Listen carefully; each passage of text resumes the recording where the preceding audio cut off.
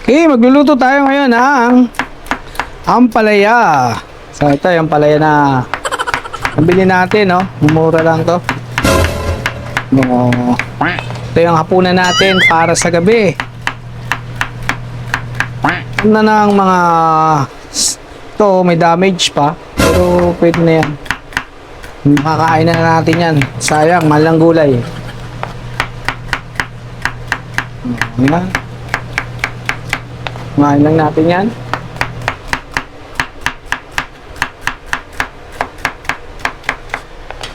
Isama na natin to kaysa masayang.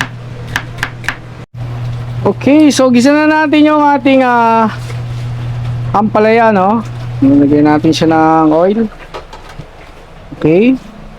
Tapos lagyan natin ng bawang.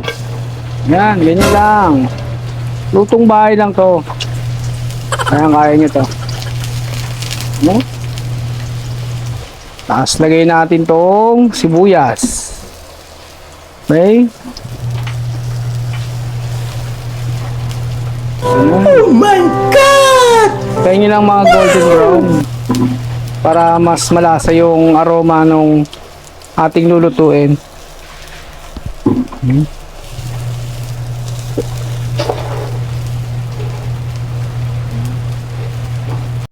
Okay, no? Pag ganito na yung itsura, lagay na natin tong ating ampalaya. Okay. So yung ampalaya natin, binabad na natin to sa asin, no? Yan. Natin yan. Then, lagyan lang natin ng konting tubig, no? Masyadong marami kasi gisado lang yan, eh. Okay? So, pag pinapakulo natin yan, timplahan na natin. So, isang sachet nitong pampalasa. Lagyan natin yan. Sa paminta. Ng black pepper, no? Kumbaga, pamintang durog. Yan, para mas masarap yung lasa ng ating nilutong ampalaya. Okay? So, next lalagyan natin siya ng asin. So medyo may alat na to kasi na natin ng asin, nababad na natin, no. So ito na lalagay natin diyan. Konti lang. Pag ganyan na, lagay na natin tong ating itlog. Okay, so hahaluin na lang natin 'yan at taas niyan, kakainin na natin. Okay, so ito na yung ating nalutong ampalaya, no.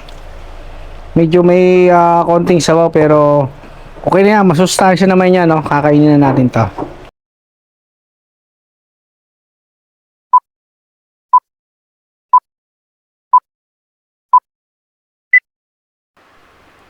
Okay, so ito na nga, no? Naluto na natin yung ating gisadong ampalaya. Siyempre may chili sauce yan para lalong ganahan tayong kumain. Yan. Dapat ganito lang ang luto ng ating ampalaya, no? Medyo half cook lang siya para mas masarap kainin kasi pagka labsak yan nakakaumay, no? So yan, masustansya yan kasi nandiyan pa yung mga nutrients niyan sa ampalaya niya. So meron tayong nakahanda rito na chili sauce para mas ganahan tayo lalong kumain. Yan. Ang sarap niyan, di ba? Papakain talaga ng marami meron kang chili sauce. Pero kung wala naman, okay lang din yan sa mga hindi mahilig sa sili. Okay yan, mas masarap din yan, sustansya yan. So yan, ganyan lang dapat. Pero sobrang anghang talaga yan, kaya kailangan nating bilisan dahil lalo tayong ginaganahan pagka maanghang. Yan, dagdagan pa natin yan. Sarap. Pag nakain natin, gaganahan ka talaga. Wala muna tayong ininom ng tubig dyan. Kaya pantisin ang angang yan kinakain natin. Yan, sarap. Ano mo yung lutong yung kinakain nating ampalaya. Samahan nyo syempre ng kanin daw. Dagdagan pa natin para lalo tayong ganahan.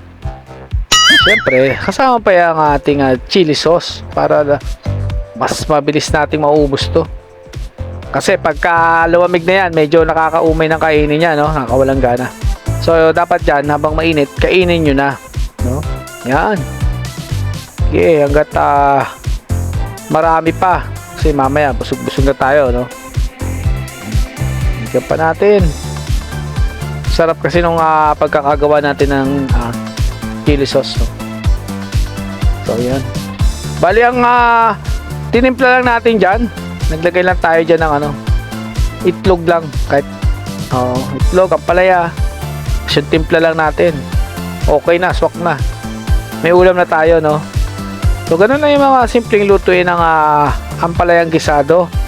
Hindi na kailangan pa ng mga karne, no? Kung wala tayong budget, swak na swak yan. Kayang-kaya natin yan, gawa ng paraan.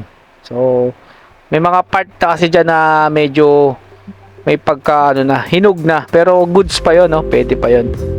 Huwag natin sasayangin yung mga pira-pirasong ng ampalaya. So inom muna tayong tubig at talagang super spicy na siya. Yon, kailangan mo na. Lalabas na ata yung natin dyan sa sarap. Okay. Ubusin na natin at sayang naman. Yan, tandaan niyo pagka magano kayo ng ampalaya, babad nyo lang sa tubig na may asin and then balnawan nyo. Okay na yon. Wala na kaya doon, hugasan nyo lang and then pwede na natin uli siyang igisa, no? Para yun ang mga technique dyan para hindi siya mapait. Para pagka kahit bata pwedeng kumain yan, hindi siya mapapaitan dyan. Yan ang technique. Pwede rin nyo lang namasin yan, pwede rin hindi, pwede rin ibabad nyo, hugas lang, okay na, pwede na. So yun na, medyo malapit na natin maubos yung ating kinakain. At tahan nyo naman sa sarap, talagang mapapatagdag ka pa, no? Almost done na. Sobrang sarap talaga nyan, simot na. So yun, maraming salamat at